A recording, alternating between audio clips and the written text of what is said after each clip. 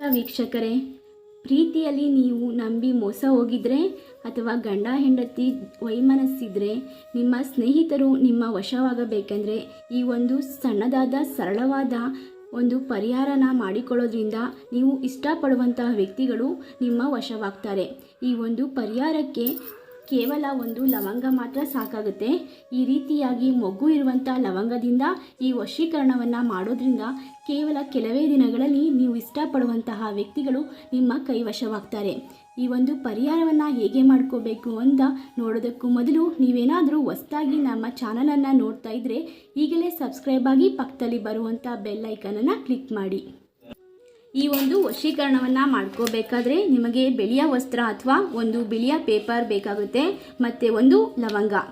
ಈ ಲವಂಗವನ್ನು ನೀವು ಬಾಯಲ್ಲಿ ಇಟ್ಟುಕೊಂಡು ನಾನು ಹೇಳ್ಕೊಡುವಂತಹ ಮಂತ್ರವನ್ನು ನೀವು 11 ಬಾರಿ ಜಪಿಸಬೇಕಾಗುತ್ತೆ. ಈ ಮಂತ್ರವನ್ನು ಸರಿಯಾಗಿ ಕೇಳಿಸ್ಕೊಳ್ಳಿ. ಓಂ ಕಾಮೆ ಕಾಮೆ ಪಟ್ ಸ್ವಾಹ, ಓಂ ಕಾಮೆ ಕಾಮೆ ಪಟ್ ಸ್ವಾಹ. ಈ ಒಂದು ಮಂತ್ರವನ್ನು ಲವಂಗನ ಬಾಯಲ್ಲಿಟ್ಟುಕೊಂಡು 11 ಬಾರಿ ಜಪಿಸಬೇಕು. ಮತ್ತು ನೀವು ಈ ಒಂದು ಮಂತ್ರವನ್ನು ಹೇಳಬೇಕಾದ್ರೆ ಉತ್ತರಾಭಿಮುಖವಾಗಿ ಕೂತ್ಕೊಂಡು ಹೇಳಬೇಕಾಗುತ್ತೆ. ಮತ್ತು ಗಲಾಟೆ ಇಲ್ಲದೆ ಇರುವಂತಹ ನಿಶ್ಶಬ್ದವಾಗಿರುವಂಥ ಸ್ಥಳದಲ್ಲಿ, ಅಂದರೆ ನಿಮ್ಮ ಮನೆಯಲ್ಲೇ ಕುಳಿತುಕೊಂಡು ಈ ಒಂದು ಮಂತ್ರವನ್ನು ಹೇಳಬೇಕು. ಈ ಒಂದು ವಶೀಕರಣವನ್ನು ನೀವು ಒಳ್ಳೆಯದಕ್ಕೆ ಮಾತ್ರ ಬಳಸಬೇಕಾಗುತ್ತೆ ಮತ್ತು ನಿಮ್ಮ ಪ್ರೀತಿ ನಿಜವಾಗಿದ್ದರೆ ಸತ್ಯವಾಗಿದ್ದರೆ ಮಾತ್ರ ಬಳಸಬೇಕಾಗುತ್ತೆ.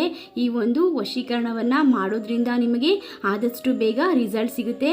ಈ ಒಂದು ಲವಂಗ ಮತ್ತು ಮಡಿಸಿರುವಂತಹ ಪೇಪರನ್ನು ನೀವು ಏನು ಮಾಡಬೇಕಂದ್ರೆ ಒಂದು ತೆಂಗಿನ ಮರದ ಕೆಳಗಡೆ ನೀವು ಇದನ್ನು ಇಟ್ಟು ಬರಬೇಕಾಗುತ್ತೆ.